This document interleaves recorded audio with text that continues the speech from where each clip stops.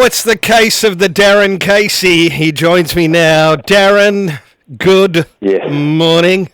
Hi, Tony. Thanks for having me. It's great to be here. Hey? Well, it's great to have you here. You know that. I know that. Yeah, Everyone listening knows that. Yeah, we probably need to get a new greeting, but... No. I don't know. No, I'm not for changing. I say hi to you. And I get the tingles in my spine. Yeah. Because you're a thrilling sort of a guy. I am.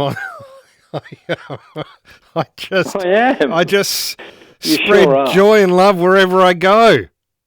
Yes. So actually the tingles, I think, were for watching Bo McCreary's mum addressing the Pies before their game on last week. That was funny. I had not seen that, and I wish I'd seen it earlier. That was absolutely delightful. Yeah, and I think it's just a fun thing that they've done. Some funny things going on in Pie Land.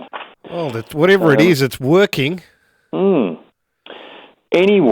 what isn't working was the Nigerian politician. I told you about that very senior Nigerian politician with his wife and some dodgy doctor. Yeah. And they were going to get they got some guy from Nigeria and they brought him to London. They were going to steal his kidney. Do you remember that story? Yes, I do remember that. It's the old get the guy to London, steal his kidney. Yeah, the old steal the kidney angle. Yeah, that one. We've all been there. Yeah, well, and he has escaped, as we discussed, when he saw the guy in scrubs with the marking pen and he smelled a bit of a rat there and not having this. Yeah. They got busted. They've gone to... he's got 9 years in prison. Yeah, The great. wife's got 5 or something, and the dodgy doctor's got about 10 years. Why did the wife only get 5? I don't know. Because she wasn't as... I believe in equality. Maybe she gave more info. Maybe she threw her husband and the quack under the bus. Probably. She went out, she pleaded her way out. Yeah. I don't know.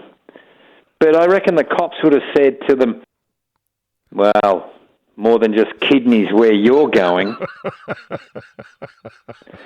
Or plenty of kidneys where you're going. Yep. Or hang on to your kidney where you're going. Because cops love to say something, fill this gap where you're going when they're carting someone off. That's right. Plenty of internal organs where you're going. Lots of liver and spleen as well. Where you're going. I love that. I do say there's a superabundance of viscera where you're going. Viscera? That's no, hang on. You've taken it too far. Right, probably too That's far. disgusting. Yeah, all right. Just back off, Tony. What's Backed off, all right. Jeez, Darren. What's viscera? Oh, it's the stuff inside the body, all the organs and stuff. Oh, it's all called viscera. Yeah. The internal organs are the main cavities of the body, especially in I the didn't abdomen. know that. This segment is not only incredibly humorous, but it's educational as well. We impart a little bit of knowledge.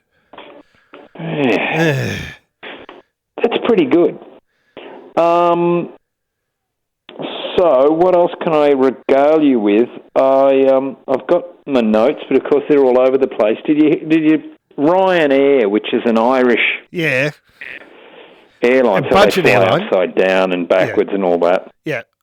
Because they go and they make silly little mistakes and things. Some guy on Ryanair was expecting a window and he didn't get it. So he's seated and he doesn't have a window. But he wants to whinge about it, and he's got a photo of himself sitting there without a window. Yeah. And he's posted it and gone, thanks Ryanair, where's my window? But the photo's been taken with one of those 0.5 lenses, which I don't know much about, but you can fit more in and they sort of add curvature. Oh, yeah? To the photo or something, because this guy's body looks really big with a sort of a pea head. and it appears to be a camera thing that's done it. Yeah. Anyway, that's the photo he's posted.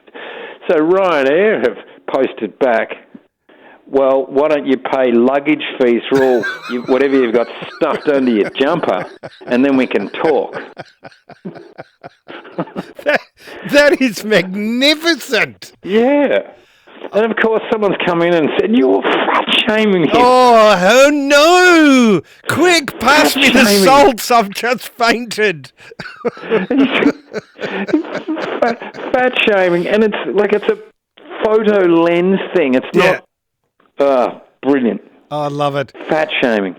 I love it when companies give it back. Yep. And they don't bend the knee to the whingers. That's magnificent. Yeah, it was quite good. And most people did think it was great. And the guy who played the fat-shaming card was put in his place. Good. Yeah. Oh, you're going to say you don't get the 0.5 lens joke. Right. Yeah. And it was fun. Ryan, but he did have a big body and a little head. Well, Ryanair were the company that toyed with the idea seriously of having passengers stand and hang on to straps. True. That is true. What? To get more people on the plane, they were going to have standing passengers. That is brilliant. Yeah. That is like an Irish joke. Well, did you hear about the passengers, blah, blah, blah, something like that? And they stood for, what is it? Would they do that with international flights? Like a 24-hour flight or whatever? Well, I don't know if it'd be 24-hour to be... Let's say you're going from Dublin to London, which is maybe half an hour, you know. But you know, you factor in weather delays and all that, and you can be up there for an hour and a half. Yep. And... or whatever, but yeah, they seriously had a plan. I love it. And if it was cheaper, yeah, it would be. You imagine how cheap they are all about. They would strip out the carpet from the aircraft if they could. They'd strip out anything they deemed not necessary in order to make it cheaper or for them to make more money. That's brilliant. The kind of ethos they have. You've been to Ireland, haven't you, several times? You were born there. I was born there, diddly I. With a shillelagh. Jesus. And then how many times have you been back? Let's see. We went back in the mid-'80s, and I've been back once. I think once, yeah. Right. Yeah. And you've been to America. I'm getting, you might have noticed I'm going back to that question about travel. I've got to practice interviewing people about travel. Okay. If I ever do a podcast, that's what I'd be interested in. So you've been to America? Yeah. Have you been? Where have you been in Europe? Been to France. Been to France. Been to Germany. I haven't done a lot, to be honest. Belgium for a day. Did you fall asleep? No. I've been to Holland. I've definitely been to Holland. Yeah. Any good? Well, I really liked it. I've told you the story many times, I'm sure, of the fact that everyone over there speaks English. And I think you told me this. Yeah. What happened? It's my one Dutch story that comes out of it. Oh, that and the fact that I just asked Kate to marry me, and she got on the plane and stayed with my sister in Holland. Oh, and you missed, and your sister missed out on a gig. No, that wasn't it. No, but Kate went on to just because I didn't have an engagement ring. That's how clever I was with everything. Anyway, she tried on some rings. This is how the Dutch are, Darren. So she was trying on some rings. She thought I might just buy an engagement ring, and you know. And they were trying them on, and there was one that wouldn't go on, and the Dutch woman in the jewelry shop said, "Yes, this one cannot go on your finger because they are so fat." Fat fingers. Yep. They're just not charming, the Dutch. They don't do charm. Maybe they don't understand English though. Oh, but they do. This is it. Yeah, I know they speak English, but the nuance. Oh, I remember being in catching a bus to the Thailand-Malaysia border. Yeah. and we were stuffed in this little 8-seater, 10-seater thing with all our luggage, and we went for about 5 or 6 hours and get to the border, and the driver pulls up, and all he says is, "Get out!" Now, he's not being rude to us. Yeah. But that's the English words he knows. He doesn't know that said harshly like that, it all comes out a bit, "Get out!" Okay. And, and we did as we were told. But that's my spin on that. I think I always allow... I was just reading about a guy who was staying in a house in Argentina, and his host, who was practicing her English, would have a glass of wine and then say goodbye instead of good night. Oh, okay. Just say goodbye and go upstairs and go to bed. Yeah. And he liked the drama of that. So she thought she was saying good night. She was saying goodbye. So this guy saying get out, were you greeting shamed by that guy? Did you feel the need to maybe go to social media and talk about how he had verbally assaulted you? Yeah, I still haven't recovered from it. Good, yeah, and nor should you. Cried. Yeah, because you're a victim of kind of, male aggression. Hey. Yeah. Speaking of getting out and being on planes, what about when people behave badly on planes and they say they're getting escorted off? Yeah, that's always fun. And an escort is like, he's been punched in the head 8 times. He's got like 20 taser darts stuck in the back of his neck. Yep. And his face is like a bubbling soup of capsicum spray. Yeah. And he's being dragged out on his face. He's being escorted out. Right. With a guard of honour by all the flight attendants. Yeah, I wonder if when they throw guys like that off the plane, do they wait there with that smile and go, "Thank you, hope you'll fly with us again"? While 4 guys have each got one leg and they're walking him out and his face is just dragging against whatever the floor is, non-sticks. Joe, thank you. Hope you enjoyed the flight. Fly with us again, won't you? And, and the handsome pilot's going, "Oh, yes, fantastic." Right. We'll be flying at 30,000 feet, and a friendly reminder, there's no smoking. Who would forget you can't smoke? That's pretty amazing, that one, I have to say. I love it. This day and age. It's been about 35 years since they banned smoking. Just a reminder. Who would forget? I want some guy to light a cigar. I'm sorry, sir, you can't. Oh, sorry. What? I forgot. Or if somebody does an impromptu welcome to land ceremony and they've got a bunch of gum leaves. Yeah. Yeah. Could happen. What about how's the way gambling ads now they've really ramped up they show you how great gambling is. Yeah. Hey, with your mates and you're high-fiving as you all kind of get influenced by each other and you're high-fiving and sitting on the couch and you're betting and then it says, "Just think how much you could lose." Yeah. And then they tell you how serious it is. Yeah. But they're the only industry that has to do that. That's a great point, because you don't see that with alcohol ads. Remember, you're not as funny as you think you are when you're drunk. Yeah. There are ads against drinking and driving, but there's no... there's not many drink... I don't think... There are no booze ads on TV anymore. Are they booze ads? I don't think I don't think beer is allowed to advertise. Okay. I don't know. You can get it fixing a thing. You can get it doing that. Is any of that stuff still on? Probably not, because it encourages people to get in lifeboats off the beaches in Sydney. Does it? Yeah, people were doing that as a result of seeing it in a beer ad, or doing construction work, and then kind of in a really overwhelmed way wiping their brow. Kids were imitating everything they saw in the beer ad. And then they should just think how much you can chuck up on the way out.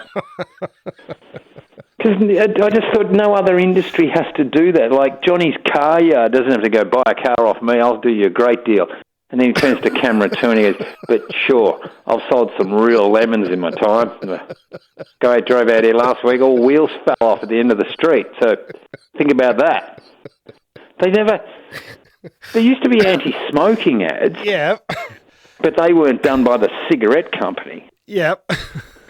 Remember the girl with she had like green teeth with black muck in between them. Yeah. Do you remember her? And Yeah. she'd go, I was a smoker. Yes. And she had these shocking teeth like out of a horror movie. Yeah. I always used to think that was a good gig for that actress. Because she's not getting much work with teeth like that. No, she's got that market cornered. Yeah. And she's probably, out of work. There's not much happening. And then her agent rings up and says, smoking. Gum cancer. Are you up for it? You've got the look they want. So she gets the gig. Ticket to the big time. Anything can happen. I've got gum disease. She's just about to throw herself off the bridge when her agent calls. Yeah. I used to watch that and go, oh, shut up. No one's teeth are getting that bad. Yeah. You're not going to wait till your teeth are that bad. You're going to wait till they start to get a bit of a green tinge and you're going to get them looked at. You're not going to wait until there's like black pus instead of your gums. You just wouldn't. Well, you would. Well, I would, yeah. You were crazy. Yeah. Yeah. Did you know that in Queensland they've got unofficial nude beaches?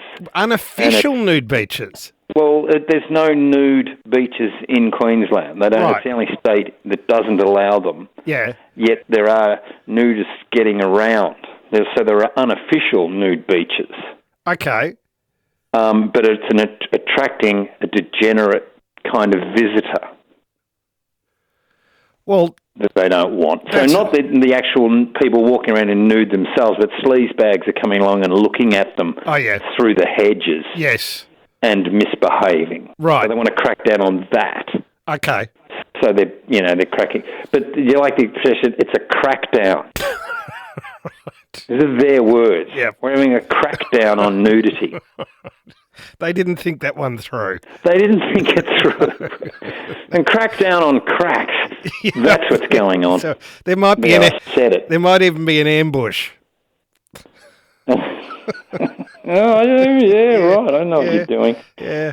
You're incredible. Indeed.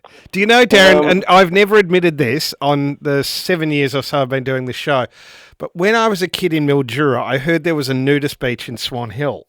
Okay? Yep. And it was my plan, I'm serious when I say this, it was my plan to float there on a lie-low. I would have been 7 or 8. Yeah, good plan. And it was my plan to float there because there were naked women there. Yeah. And you were 7. Yeah, 7 or 8. So that's just what you would have done. Unfortunately, it was only years later that I realised that the current of the Murray goes in the opposite direction. Right. That possibly was the only thing thwarting my plan as a 7-year-old intending to float on the Murray for about 300 kilometres. So you were going to go in the other direction. Now, that's not some subculture word for trans. No, God, no. Going in the other direction. No, God, no. Okay. No, I'm just checking. I thought there might be some modern thing you're trying to tell me. No. Fair enough. Look, I've got to wind it up. I was watching an adult movie this week. Oh, yes. Okay. And it involved a slow-witted guy having a lot of nutty sexual adventures, yet teaching us all how to be better people. Oh, yeah, really? Yeah, it was called Forrest Gimp. Oh, my God. Forrest Gimp. I don't want to think about that. Nutty adventure. Nutty adventure. I don't want it. Life's like a box of... I don't want to complete that sentence if we're talking about a I don't even know it's in the movie. You don't have to worry about any of that. It's just the name. Right. On that note, Darren. Yeah.